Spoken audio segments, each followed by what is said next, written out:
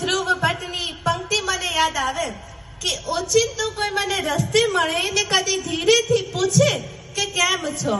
ઓચિંતું કોઈ મને રસ્તે મળે ને કદી ધીરેથી પૂછે કે કેમ છો. આપણે તો કહીએ કે દરિયાશી મોજમાં.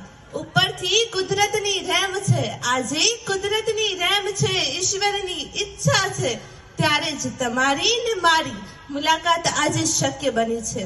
મારા વિચારો આ મંચ પર રજૂ કરવાનો મોકો મળ્યો છે. ચિત્રાએ શબ્દોની ગાથા ને કાગળનું સૌંદર્ય નિખરે એને તો ફક્ત શબ્દોના અલંકાર જ શોભે છે. સંબંધોના ઝરૂખે આજે લાગણીઓના ફૂલ ખીલ્યા છે. આંગણીઓના ભેટે ગણાય એવા સ્વજનો અમૂલ મળ્યા છે. ભર ઉનાળામાં પણ ભીંજવી દે સ્નેહથી, પ્રેમથી ગંથાયેલા લોકો અનમોલ ચડ્યા છે. શબ્દો બે જુઓ તો સ્નેહ અને મિલન. સ્નેહ એટલે પ્રેમ ને મિલન એટલે મળવું.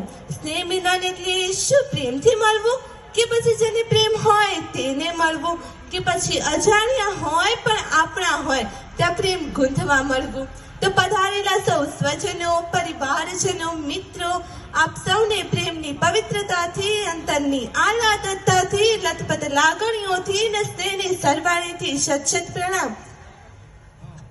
મારે મારા વિષયની શરૂઆત કરવી છે, પણ આવા ઉદાસ ચહેરાથી નહીં, મુરઝાયેલા ચહેરાથી નહીં, એક સ્મિતથી, એક હાસ્યથી મારે મારા વિષયની શરૂઆત કરવી છે कि उदासी और निराशा जिस चेहरे का श्रृंगार करती है, उदासी और निराशा जिस चेहरे का श्रृंगार करती है, मक्खी भी उस चेहरे पर बैठने से इनकार कर देती है. આપણે ફોટો પાડીએ કે સેલ્ફી લઈએ તો શું મુરઝાયેલા ચહેરાથી ફોટો પાડીએ છીએ કે સેલ્ફી લઈએ છીએ? ના, તો जब थोड़ा मुस्कुराने से फोटो अच्छी आ सकती है, जब थोड़ा मुस्कुराने से फोटो अच्छी आ सकती है, तो माय डियर फ्रेंड्स, पूरी जिंदगी हंसो, जिंदगी क्यों ना अच्छी बन जाए. આ સ્નેહ મિલનનો કાર્યક્રમ કરવા માટે કમિટી સભ્યોની કેટલાય દિવસોની અથાગ મહેનત છે, ત્યારે જ આવો કાર્યક્રમ સફળ બને છે. તો અહીંયા પધારેલા કમિટી મેમ્બર્સ, પ્રમુખ અને ઉપપ્રમુખને છૂટક નહીં જથ્થાબંધ તાળીઓથી વધાવો. વિશેષ તો કે જેમને ખબર પડે કે મારા પરિવારનું સ્નેહ મિલન હોય, મારા પરિવારના સભ્યોને મારી જરૂર હોય, સમાજ હિતનું કામ હોય, પરિવાર હિતનું કામ હોય, તો તેવા દાતાશ્રીઓ આપણને મળ્યા છે. તો એવા દાતાશ્રીઓને જોરદાર તાળીઓના નાદથી વધાવો. અને એથી પણ વિશેષ આપ સૌએ આપનો મહામૂલો, મોંઘેરો, કિંમતી સમય આપ્યો, તો તમને પણ જોરદાર તાળીઓના નાદથી વધાવો.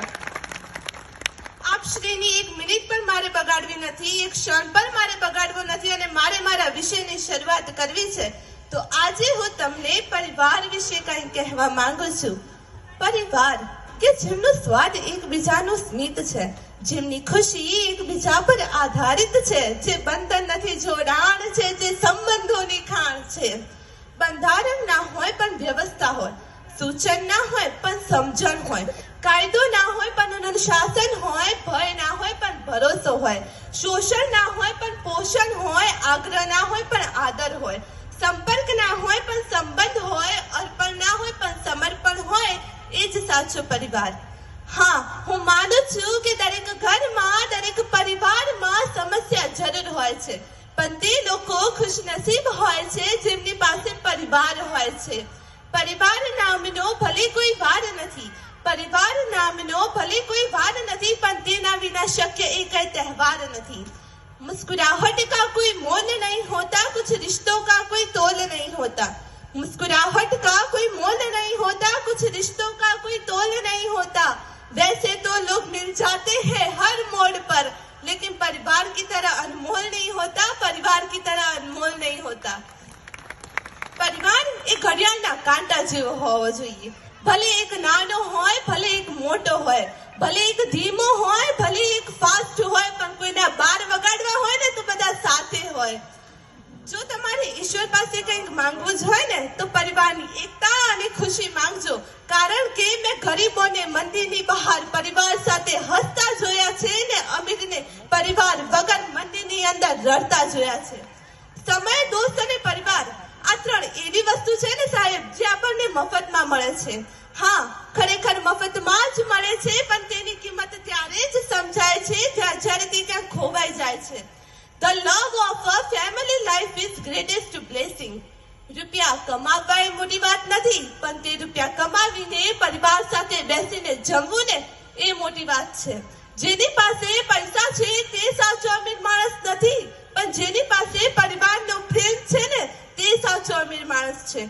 એક પરિવાર તે વૃક્ષ સમાન હોય છે જે તડકામાં પણ છાંયડો આપે છે. પરિવારમાં નાની નાની વાતોને મોટી કરશો ને તો પરિવાર નાનો થતો જશે. થોડું જોયા કરજો, થોડું જાતું કરજો અને થોડું જાતે કરજો. જિંદગી જીવવા જેવી લાગશે. કોઈના ગયા પછી મિસ યુ લખવા કરતા તે સાથે હોય ત્યારે વિથ્યું કરશો ને તે વધારે સારું. મકાન અને ઘરમાં ખૂબ જ ફરક હોય છે સાહેબ. જ્યારે બંગલો હોય, પૈસા હોય, ગાડી હોય, પણ ઘરમાં રહેતા વ્યક્તિઓ વચ્ચે પ્રેમ ભાવ ન હોય ને ત્યારે તે ઘરમાંથી મકાન બને છે. અને ભલે કોઈ વ્યક્તિ પાસે જહો જલાલી ન હોય, ઘરમાં એક જ છતની નીચે રહેતો હોય, પણ ઘરમાં રહેતા વ્યક્તિઓ વચ્ચે પ્રેમ ભાવ હોય ને ત્યારે તે મકાનમાંથી ઘર બને છે. એટલે મકાન બનાવવું છે કે ઘર તે આપણા હાથમાં છે. પરિવાર એ આચાર, વ્યવહાર અને સહકારનો ત્રિવેણી સંગમ છે. સમાજની રચનાનું શ્રેષ્ઠ એકમ એટલે પરિવાર. જો કુટુંબ આદર્શ તો વિશ્વ આદર્શ, જો પરિવાર વેરાળ તો વિશ્વ વેરાળ. આજે પરિવારો વિખેરાઈ રહ્યા છે, કુટુંબો તૂટી રહ્યા છે, આદર્શો ભૂસાઈ રહ્યા છે. અરે કાલ સુધી જે વડીલોની છત્ર છાયામાં હતા તે આજે વકીલોની ફાઇલોમાં અટવાઈ રહ્યા છે. અરે હું તો પરિવાર વિશે કહું તેટલું ઓછું છે. તેની માટે તો મારી પાસે શબ્દો ઘટે, પણ સમયની મર્યાદાને ધ્યાનમાં રાખીને છેલ્લી પંક્તિઓ કહી હું મારી વાણીને વિરામ આપીશ કે ભલે ને દુનિયા સામે હોય મારી, ભલે ને દુનિયા સામે હોય મારી, મારે નથી જરૂર કોઈ